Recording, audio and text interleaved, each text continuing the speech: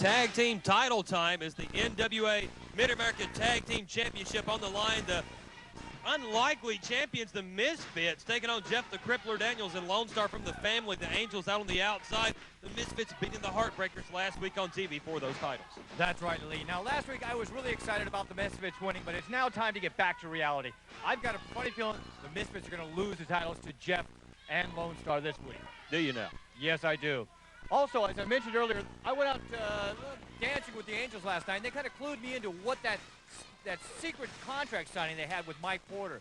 Seems that since Ronnie Brown's been, well, doesn't want to really work on his suspension, that they have had Mike Porter sign over the power of attorney. The Angels are now the management team of the family. Really? That's right. Now watch the family get stronger and stronger as time goes on. I tell you what, I would not mess with the Angels. Hey, whip my butt. But they can dance, boy. I heard about that. That was a great time last night. Heard Dominique's a real good dancer. Yes, but you know what? I learned a very important message. No means no when it comes to the Angels. You should be used to hearing no by now.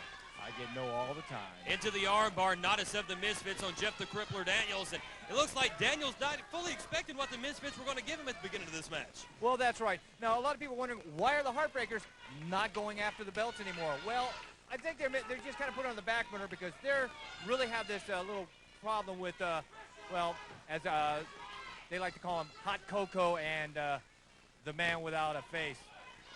The man without a face. Or the man with two black eyes, I should say. And as everybody knows, you are the voice without a face. That's right. Don't even get a square on the open. As the Misfits stomping away on Jeff the Crippler Daniels. Dropped down there by Nodis. And up and over is Justin Zane of the Misfits on Jeff the Crippler Daniels. Now over in the corner. Big shoulder to the gut there. Make it two. All the way around with the flip and a third shoulder smooth up in the gut. And the Misfits are fired up here. Walking over to Jeff. Another boot right to the gut there by Justin. Once again, backing him in the corner and goes for a chop. Kind of soft chop there. As he takes Jeff Daniels, backs him in, whips him hard into the corner across. All the way full head of steam. A big splash there by Justin Zane. And I don't think Daniels fully, oh, never mind. Just playing possum. He knows what he's doing. He's one of the smartest men because he's in the family. Remember, he's playing with him. He is. He's playing possum. And now he's about to tear him to pieces. Taking Justin Zane now, backs him into the ropes, whips him across, ducks the clothesline, ducks a back elbow, blind tag there, up and over. Daniels, no idea, and a double clothesline, taking him down, and double nip up there by the, oh, man. And the big man, the Texas Hangman Lonestar with that clothesline. I think I see a Misfit boot laying across the ring. I think I see a Misfit head in the third row. As Daniels throwing Nodis out of the ring now. Justin Zane left by himself in there with two members of the family. Jeff the Crippler Daniels, the newest acquisition of the family, and the big Texas Hangman Lonestar. Look at the brute strength of the 6'8" Lonestar. Just pressed him and dropped Justin right on his gut, center of the ring. It's pancake time, I think. Lonestar in control here, and he's got to be giving up 300 pounds to Lonestar. 300, probably 350. Just playing with him here, smacking Justin. I've seen Lonestar eat more food than the weight of Justin in one sitting. Big right hand to the side of the jaw. He could break a jaw that way with those big hands of Lonestar right into the side of the head of Justin Zane. Now whips him into the corner real hard. Oh, he got his boot up. Justin with his boot up to the second rope. Waiting on Lonestar. Comes up with a cross body. Lonestar trying to catch him, dropped him. Oh, and just dropped it right across the chalupas. He's 3 octaves higher now, and he can work for Disneyland, working his Mickey Mouse. Tagging to Jeff the Crippler Daniels as he comes in now, double teamed by the family. Man, that's going to break a rib. Nodis, you're not helping him. Trust me, son. Backs him into the ropes, whips him across, comes through, ducks the clothesline as Justin Zane now going for the sunset flip, gives him over. The referee down for the count, 2. Kick out there by Daniels, back up to his feet, waiting. Then that elbow right between the eyes of Justin Zane.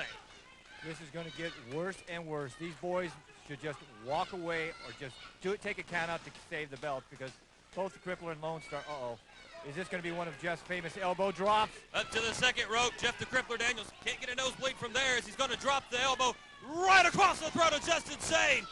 And Daniels just playing with him. Daniels could have went to the top rope there, but look at 1, 2. Oh, and Nodis saved it there. Daniels could have went to the top rope, but I think he came off the second rope just to play with the Misfits. Now both these big men on him. Double team, catches him. Oh, look at a big bear hug there. Right, it looks like Raggedy Ann as he just ragging him around like a rag doll. I think he's trying to burp him. just squeezing on those ribs as Lonestar. Just insane. His head looks like a thermometer about to bust. And Lonestar just wrenching in on those ribs of Just Insane to the Misfits. How can the Misfits, yeah, they beat the Heartbreakers with help last week, but how can they even dream of defeating the family and Jeff the Crippler Daniels and Lonestar? That's what I was trying to point out earlier.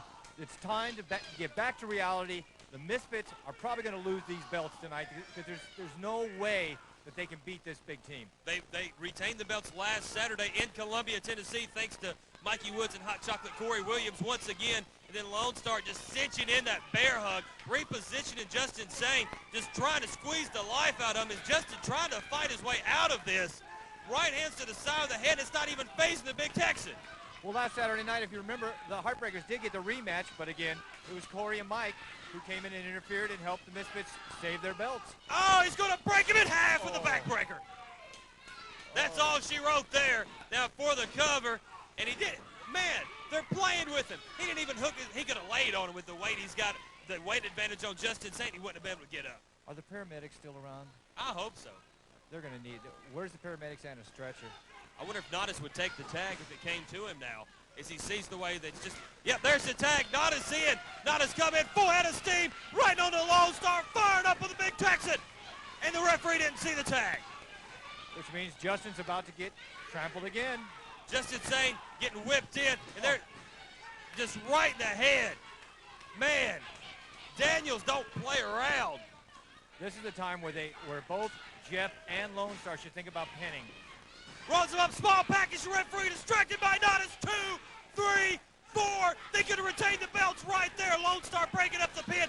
Oh, and a clothesline. He landed on the back of his neck. He could have just snapped his neck. This is where he needs to put tag in Lonestar, and Lonestar just do a pancake squash on Justin and go for the win. There's the tag once again, exposing those ribs that could have been cracked earlier from the bear hug, and then the big right hand from the Texan. If they weren't cracked before, they're definitely cracked. Oh, he's knocked out on his feet. Justin probably don't know what his name is. Probably thinks it's Rusty or something. So he now takes him and backs him into the ropes. Justin trying to fire back up on Lonestar, and the knee to the gut cuts him off. At this point, he's going to go home and definitely listen to Hanson.